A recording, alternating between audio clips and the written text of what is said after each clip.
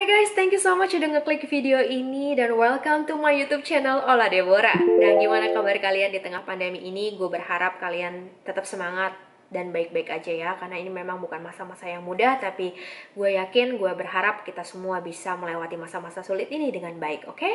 Dan di video kali ini gue akan membahas tentang topik yang lumayan penting, khususnya buat kalian yang mungkin baru lulus dan lagi mempertimbangkan nih nanti mau kerja di mana gitu. Nah, gue akan membagikan pengalaman gue sebagai jurnalis TV. Nah, kalau kalian udah pernah ngikutin gue, sekitar tahun 2017 atau sekitar 3 tahun yang lalu, gue pernah membuat juga video tentang kenapa gue mau jadi jurnalis. Nanti gue taruh linknya di bawah di description box supaya kalian bisa nonton dan gak usah cari-cari lagi, oke? Nah, di video kali ini gue akan membahas topik sebaliknya. Kenapa gue memutuskan untuk resign dari pekerjaan gue sebagai jurnalis TV. Oke, kita mulai aja.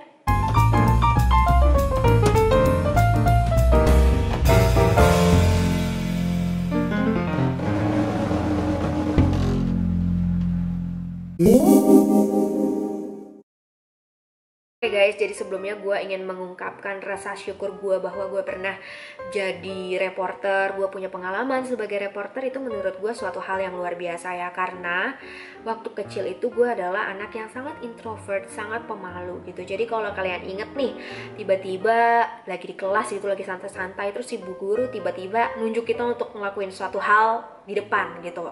Kayak sesimpel diminta untuk memberikan jawaban sama pertanyaan yang ada di papan tulis, itu buat gue tuh udah hal yang sangat menakutkan, karena gue bukan tipe orang yang suka perform gitu di depan kelas ya, apalagi di depan publik gitu yang skopnya lebih besar. Di depan kelas aja kan paling teman-teman kita ada berapa sih, waktu itu sih satu angkatan gue kurang lebih 25-30 anak, dan itu aja udah buat gue jiper banget kan. Jadi menurut gue bisa kerja di media itu adalah suatu hal yang kayak bener-bener life changing buat gue, dimana gue bisa belajar gimana interaksi sama orang, bisa bicara di depan publik. Itu buat gue satu hal yang sangat berharga gitu. Jadi kalau kalian tanya, meskipun sekarang gue udah resign gitu ya, kalau kalian tanya apakah gue pernah nyesel jadi jurnalis, jawabannya tentu aja nggak pernah gue nyesel jadi jurnalis. Gue malah bersyukur banget pernah punya pengalaman jadi jurnalis TV ya.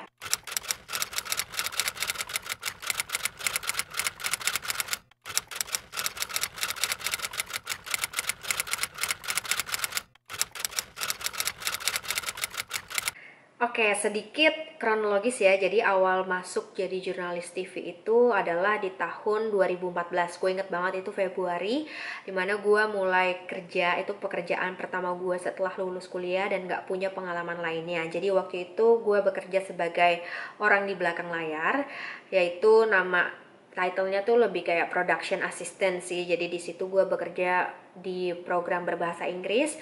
Kerjaan gue ngapain aja sih? Kayak dubbing, itu udah pasti, dubbing berita, terus juga atau voice over ya kita ngomongnya ya. Terus ada juga kerjaan seperti mentranslate berita bahasa Indonesia ke bahasa Inggris, karena kan itu program bahasa Inggris ya. Jadi itu yang gue kerjain pertama banget. Nah, terus akhirnya gue ikutan kelas-kelas sampai akhirnya gue boleh kerja sebagai reporter lapangan yang akhirnya bisa juga tayang di televisi gitu. Jadi kurang lebihnya kayak begitu ya. Selama 4 tahun gue bekerja di Metro TV, dan akhirnya tahun 2018 Februari itu gue resign guys. Jadi kurang lebih seperti itu ya perjalanan gue. Dan waktu itu gue juga selain liputan di lapangan, gue juga pernah berkesempatan siaran dari Bursa Efek Indonesia, dan juga posting terakhir gue adalah di Wakil Presiden RI 2 ya. Jadi waktu itu wakil presidennya masih Bapak Yusuf Kala. Jadi waktu itu setiap hari gue ditugaskan untuk standby di kantor beliau, karena kan namanya wakil presidennya banyak sekali kegiatan di dalam kantornya, kantor beliau. Jadi gue lebih di sana standby. Kalau misalkan ada tamunya yang baru keluar, itu biasa kita wawancara, ada apa sih di dalam, lagi bicara apa gitu. Nah, seperti itulah di postingan terakhir gue. Pokoknya untuk kalian yang penasaran sama kerjaan gue seperti apa, dulu gue udah taruh di description box bawah. Di situ ada vlog-vlog gue waktu liputan di berbagai tempat ya. Ada waktu di Anambas, waktu liputan juga di Bursa Efek Indonesia sekaligus siaran, dan juga ada yang terakhir itu gue berkesempatan pergi ke India. Halo juga. Kita lagi di Pasar Jam 4. jam 5, jam 6, Inilah pasar tempat jam souvenir. 8, jam 9, jam 10. Di sini buat nyari Ya, souvenir. nyari souvenir. Jadi waktu gue memutuskan untuk resign, gue pasti udah bicara dulu lah sama teman-teman yang terdekat dan juga sama orang tua. Nah kalau untuk dari keluarga sendiri, orang tua gue itu lumayan sedih lah waktu gue bilang akhirnya udah ya, kayak udah cukup deh 4 tahun kerja di media, mau coba hal lain gitu. Mereka lumayan kecewa ya, bisa dilihat ya, apalagi nyokap gue, karena nyokap gue itu sangat bangga dengan pekerjaan gue waktu itu, karena dia tuh seneng gitu dengar temannya pagi-pagi gitu udah ngabarin, tadi aku nonton anakmu loh, yang kayak gitulah, biasa lah ibu-ibu ya. Dia tuh sangat seneng gitu ketika gue bisa bekerja di Metro TV, tampil di TV, dia tuh seneng banget gitu. Jadi jujur waktu itu orang tua gue lumayan sedih, dan itu juga sih yang membuat gue waktu itu lumayan berat ya untuk akhirnya memutuskan untuk udah deh, udah gitu, maksudnya cukup gitu kan.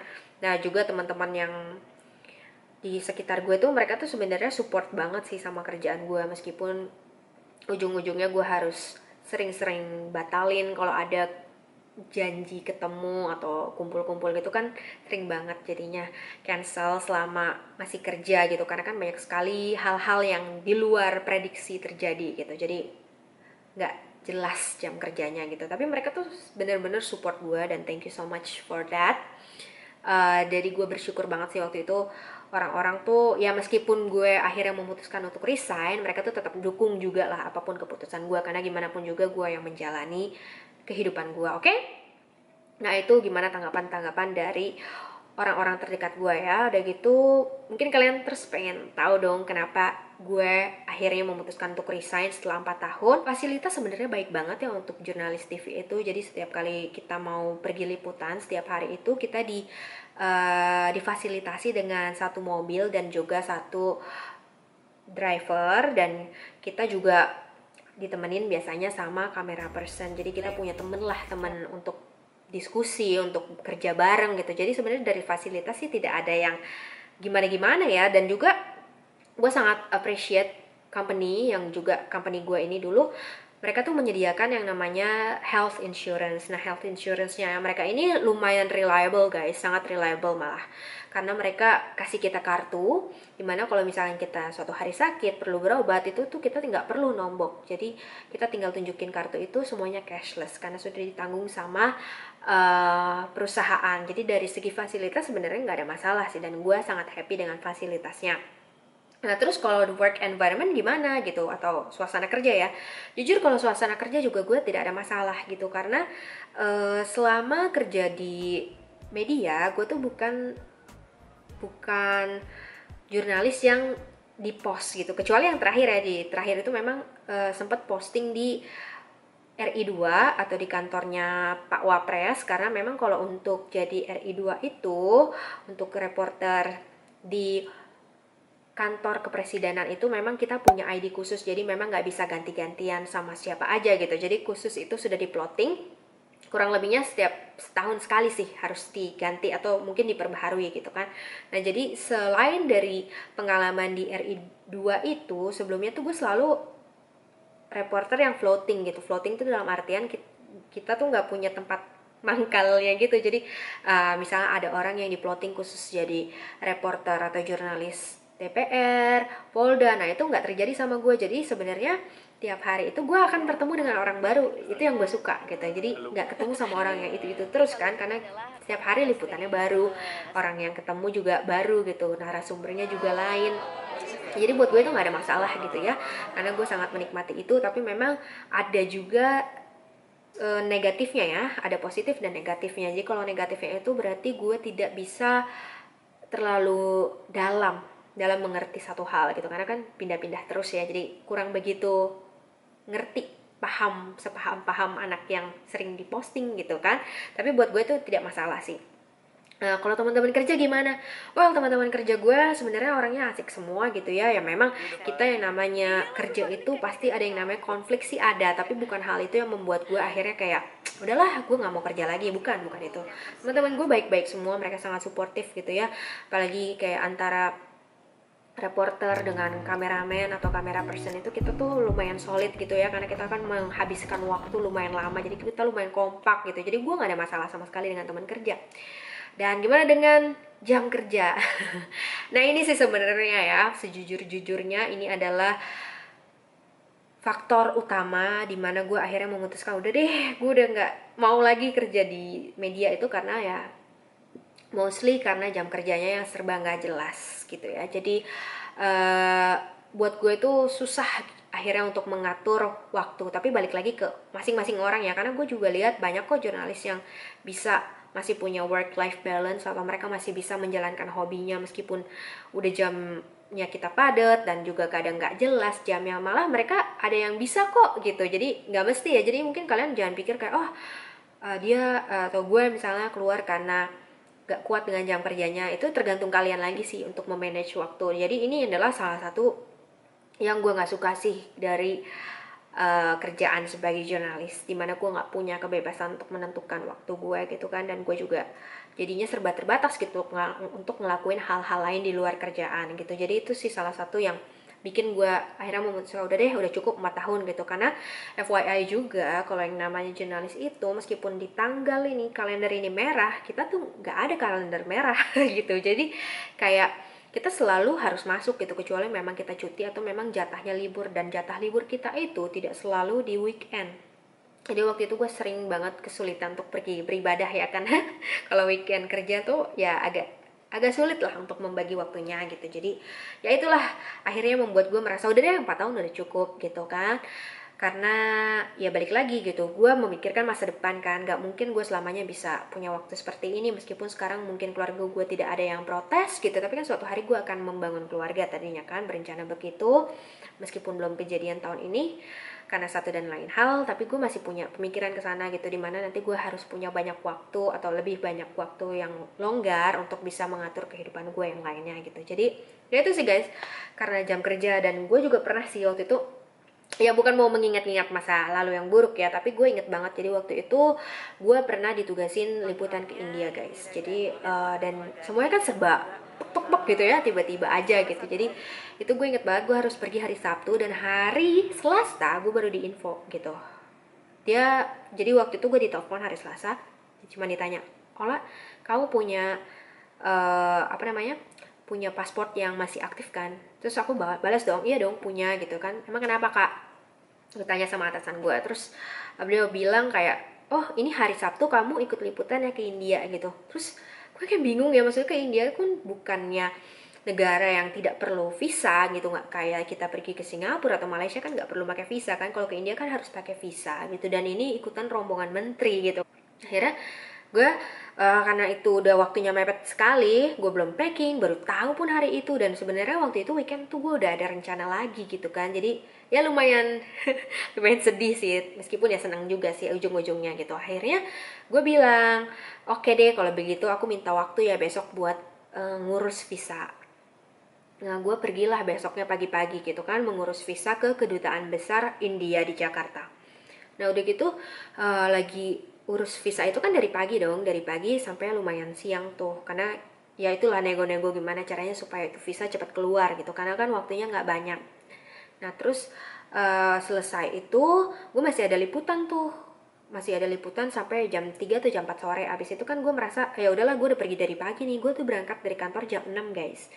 Gue ambil yang shift 2. Shift 2 itu masuk jam 6.30. Jadi sebenarnya kalau shift 2 itu jam 3 jam 4 tuh udah layak pulang ya kan. Udah lebih dari 8 jam ya, bukan mau hitung-hitungan ya. Tapi gue juga merasa kok ya udah waktunya. Nah, terus tiba-tiba ditelepon waktu gue on the way ke kantor. Jadi kalau kita mau pulang itu harus ke kantor dulu, kita pulangin alat-alatnya seperti mic, terus juga kamera itu harus kita pulangin kan, harus kita kembaliin di kantor. Nah terus gue tiba-tiba ditelepon, terus gue tanya dong, iya kak gimana gitu, aku udah on the way pulang ke ini ya, ke kantor. Terus atasanku itu bilang kayak, Lala, kamu kan baru liputan 1, ya liputan lagi dong. terus aku bilang, lah meskipun liputan 1 kan aku dari pagi udah keluar, udah ngurusin visa. Terus beliau kayak ngomong, Lah itu kan ngurusin visa, bukan liputan. loh, terus aku bilang, ini kan visa untuk kerjaan juga kak gitu. Maksudnya gue bukan mau hitung-hitungan ya, tapi gue juga waktu itu udah lumayan lelah lah. Maksudnya meskipun kesana cuman urus visa kan, tapi itu juga mengeluarkan energi kan, dan gue harus bangun pagi juga waktu itu. Terus mereka bilang, Oh enggak lah, kamu liputan 1 kali lagi lah. Dia bilang itu kan tadi bukan liputan. well di situ gue lumayan kecewa sih guys, karena menurut gue Gue waktu itu juga bikin visa itu kan untuk kerjaan gitu, untuk liputan, bukan untuk kayak liburan sendiri kan gitu kan. Jadi kayak gue ngerasa di situ kok kayak gini ya gitu kan, udah gue kerjain visa buat liputan tapi dianggapnya gue nggak kerja gitu. Jadi ya itulah salah satu yang bikin gue akhirnya kesel. Jadi gue inget banget tuh setelah kelar dari pulang dari India gue langsung menyerahkan surat resign gue. Kak, aku mau resign ya, aku bilang gitu. Nah terus ya begitulah ceritanya, akhirnya gue bisa resign. Dan gue masih kayak ya kadang masih kangen lah, karena emang itu kerjaan yang buat gue keren banget sih dan gue suka banget gitu kan. Tapi ya balik lagi, gue punya prioritas dalam kehidupan gue. Dan gue punya prinsip begini guys, satu hal, gue sering banget melihat orang-orang yang sudah nggak bersemangat kalau dikerja ya, karena mereka mungkin udah capek, sudah jenuh, atau simply kayak udah nggak sesuai dengan ekspektasi mereka gitu pekerjaan mereka. Dan gue tuh paling paling miris melihat orang yang akhirnya meskipun udah nggak cocok sama kerjaan itu, udah bosan, udah lelah, tapi tetap maksain kerjaan di situ, entah untuk alasan apa gitu. Mungkin ya memang cari kerjaan baru bukan hal yang mudah ya, tapi maksud gue gini loh, kalau kalian tetap maksa kerja di tempat yang kalian nggak suka, itu merugikan diri kalian sendiri dan perusahaan yang memperkerjakan kalian. Kenapa? Buat diri kita sendiri nantinya menjadi beban gitu. Harusnya kan namanya kerja kita harus semangat ya, yang sesuai dengan passion mudah-mudahan gitu. Tapi terlebih kayak kita harus semangat aja dan harus tetap menunjukkan dedikasi kita sama pekerjaan itu. Nah kalau kalian udah merasa lelah, udah merasa jenuh, merasa nggak sesuai dengan ekspektasi, tapi kalian tetap kerja di situ, yang ada kalian sendiri yang capek. Kalian akan capek hati, capek badan. Itunya double tuh. Capek hati dan capek badannya akan double. Beda banget kalau kalian capek tapi kalian seneng banget sama kerjaannya, itu beda ya. Dan juga yang kedua, merugikan perusahaan yang meng-hire kalian. Kenapa? Karena mereka udah bayar kalian, tapi kerjaan kalian pasti nggak sebaik kalau kalian memang masih suka sama kerjaan itu. Jadi mungkin secara produktivitas masih sama lah, kalian tetap bisa bikin hal yang sama. Ini berlaku ya untuk kerjaan apapun menurut aku secara general ya, secara umum. Tapi ketika kalian udah nggak enjoy dengan kerjaan itu, kualitas kerjaan kalian pasti kelihatan kok bedanya gitu. Jadi menurut aku kalau kalian emang ngerasa udah saatnya banget resign lah gitu. Tapi ya tentunya pakai pertimbangan yang matang ya, kayak apakah udah ada kerjaan baru, atau mungkin udah memikirkan nih, setelah resign mau ngapain, mau sekolah lagi atau mau membuat usaha gitu. Tapi mohon dipikirkan baik-baik gitu, jangan sampai kerjaan yang kita udah gak suka itu membuat kita sendiri susah dan orang lain susah. Oke guys, jadi ya segitu sedikit curhat dan juga pengalaman aku, alasan aku kenapa ingin resign. Tapi ya balik lagi, ini pengalaman pribadi. Jadi buat kalian yang tetap mau penasaran nih mau jadi reporter atau jadi jurnalis, silahkan banget guys. Ini adalah pekerjaan yang sangat bagus, pekerjaan yang mulia. Kalian kasih banyak informasi buat orang, sama itu keren banget menurut aku ya. Jadi tetap semangat buat kalian yang masih mau bekerja di media atau mau coba kerja di media. Aku sangat mendukung dan semoga kalian sukses selalu. Oke, thank you for watching. See you di next vlog. Bye bye.